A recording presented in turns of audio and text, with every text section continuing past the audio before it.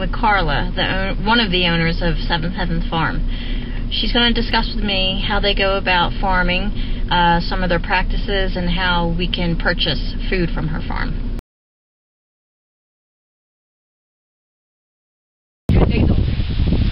He was born like the 23rd or the 25th. He was born right before Thanksgiving. Speed Racer over here was supposed to go to Slaughterhouse on the 16th of November for Thanksgiving feast, but he didn't make it because I cried and cried and cried and cried to the point where my husband couldn't understand a word I was saying. Right. And what I was telling him was, put him back with Jillian. I can't do it. Yeah, I bet. It's going to be hard to separate from them, you know. So they go to a local processor. He's a family-owned place called Bringhurst, and they're AWA approved, and they're wonderfully nice to my animals and me, and they treat them very well. And I transport my little guys in the back of our truck. I think it's like a barn stall, and I hang out with them. Okay. What are you making that noise for? That's what she sounds like when she's going to have another baby. You going to have another one? That's impossible. I know. She just can't breathe because she's a little large. I won't get you. I'll get the... Yeah, you can just go ahead. At the Go end. ahead. The animal welfare, most humane way is a stun gun kind of a thing where they, if I understand correctly, because I asked, but you know it's very upsetting for Mesa, but I think it is, it's like a gun and I think a pole. When they pull the trigger, it's like a pole or a steel rod maybe.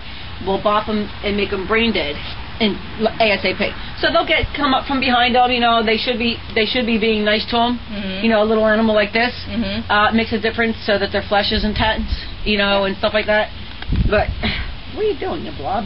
Okay, such a blob. So that's what they do, and you know, after they are brain dead, then they proceed to do. You know, you have to process them a certain way to get the blood out and pump them up.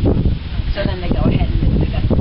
And you said they're AWA, so that's animal welfare approved. Okay. Yeah, he's animal welfare approved, and he's also organic certified. Oh, okay. Organic. And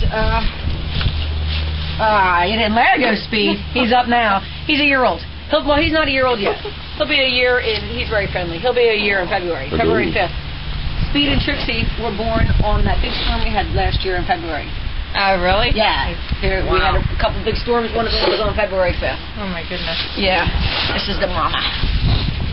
So how often do you take animals? It takes a year for these guys to get big enough to eat. When you're feeding them all natural. If I was feeding them grain, I can get them there maybe in, 8 months or so. A lamb, you know, 16 with my lamb. A lamb should only take about 7 to 8 months. Okay. But when I'm feeding them grass-fed without any grain, it takes a little longer. So is that considered organic? Only if I feed them organic feed or if I'm certified organic. I don't have any chemicals on my lawn. I'm just not certified organic. Okay. So I just call myself all natural. Okay. And I do keep some all natural grain on hand in case I do have to, you know, get some high protein energy into them if somebody's sick. And I need to, you know, supplement them with something more than my grass pellets. You know, I do keep this stuff on hand. And when he's cute, isn't he? You see what I'm taking him? He's going to be big like the daddies. I'll show you the daddies in a minute. So there's a couple things that makes a difference in the flavor of the flesh. Not only how I feed them, which has to do with how much, you know, fat is running through their flesh and you know, how much fat we can kill off. There's also you know, how we treat them. Or stress in their life. They don't have to work for their food. Right. These guys can go roam on my 7 acres. They know there's really no place to go. I bring the food. I bring the food to them right now. Right. And then, you know, if it was summertime or warmer out, I would, you know, open up the gate and they would just go out for a walk. They would go out for a walk right now, but I have one of my rams out there, and some of the girls like to fight with my rams. So I just keep these guys in here for right now. Truly free range, all natural. Yeah, I guess you can say that. Yeah, you know, they're free to go where they want to go. Right now, the girls have their babies. I don't want them going all over the place because, you know, they'll take the babies out and they are not cold. The adults aren't cold. And they'll decide to lay down back there. Where really, you know, the babies need to go back and there's heat lights in this house over here. It's insulated, and there's some heat lights dropped. And Chim likes to hang out underneath the hay rack over there. That's his warm spot. And Maria's kids like to go up into the igloos, you know. So I try to keep the girls, when they have their babies, confined a little bit. Yeah. Yeah.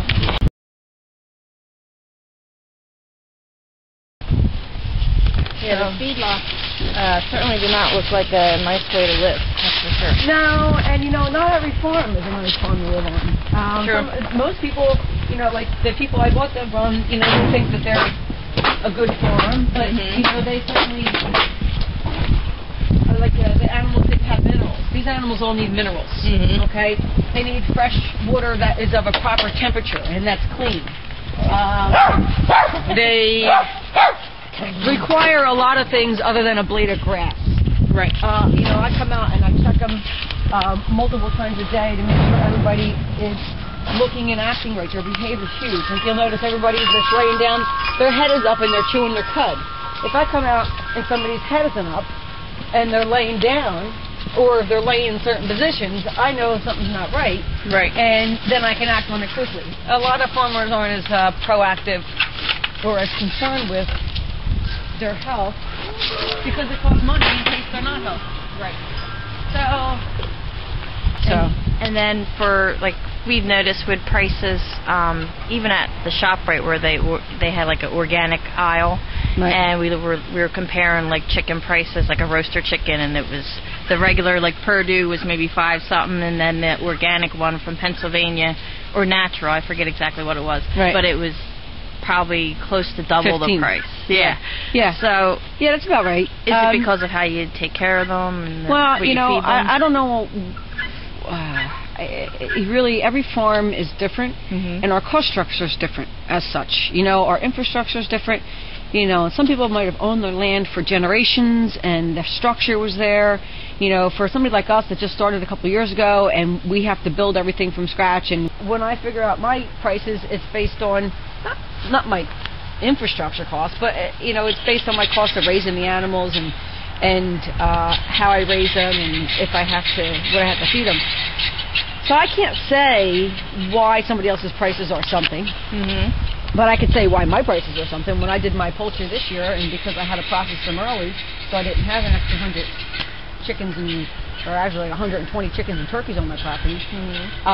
You know, they weren't as big as they would have got, so I had to spread my cost over a little bird as opposed to letting them get larger after free ranging. Blah blah blah blah blah. Yeah. So they were close to $8 a pound. $7 a pound? I forget. I don't remember. But right now, these guys, you know, they've been pretty much free range, and I would have sold them if I got them processed. I would have only sold them for $6 a pound. Okay. It's more expensive than in the grocery store, but in the grocery store, no matter what they say, free range or organic, they're not out free ranging. They are not out eating bugs and grass. I can tell you that right now, because the legal definition of free range is not that. Right. Okay. So, and even other commercial, I know commercial, all natural growers of fowl, and they grow them in houses. Yeah. You know, and you have to. First of all, a bird needs to be under a light for 2 months. Okay. Okay. If you don't keep them their body at a certain temperature, they'll die.